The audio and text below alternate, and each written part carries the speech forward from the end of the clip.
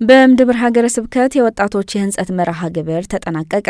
በኢትዮጵያ ካቶሊካዊት ቤተክርስቲያን በእምድብር ሀገረ ስብከት የስብከተ ወንጌልና ስርዓተ አምልኮ ሐዋርያዊ ቢሮ አዘጋጅነት ለወጣቶችና ለቁምስና አስተማሪዎች ሲሰጥ የነበረው የህንጸት ፕሮግራም ተጠናቀቀ። ስልጠናው በስርዓተ አምልኮ፣ በካቶሊክ ቤተክርስቲያን ትምህርተ ክርስቶስ፣ በሚስጥራት፣ በሐዋርያዊ ነገረ መለኮት፣ በቤተሰብ እንዲሁም በስደትና የህፃናት ጥበቃ ዙሪያ በተለያዩ መምህራን ተሰጥቷል። ለአንድ ሳምንት በተሰጠው ስልጠና ሰልጣኞቹ አዲስ ያገኙትን እውቀት እንደ መንደርደሪያ አድርገው ካቶሊካዊ ማንነታቸውን ማነጽ እንደሚገባቸው ያመላከተ መሆኑን ጠቁመው ይህ ስልጠና ሊቀጥል እንደሚገባ ሀሳብ ሰጥተዋል። በመዝጊያ ፕሮግራሙ ላይ ብፁዕ አቡነ ሉቃስ ተገኝተው ለሰልጣኞች ክርስቲያን የሆነ ሰው የሚያምን ሰው እግዚአብሔርን የሚያውቅ ሰው ነው። እግዚአብሔርን ማወቅ ህይወትን መለማመድ ነው። በጸሎት መትጋት አንዱ መሳሪያ ነው። በየቀኑ ምግብ እንደምንበላ በየቀኑ በጸሎት መትጋት ያስፈልጋል። ልቡ ለእግዚአብሔር ያልተገዛ ክርስቲያን ሺህ ቃላት ቢደረድር አደባባይ ቢወጣ ፍሬ አያፈራም። ስለዚህም በጸሎት መትጋት ያስፈልጋል። የተማራችሁትንም በህይወት መኖር ያስፈልጋል በማለት አሳስበዋል።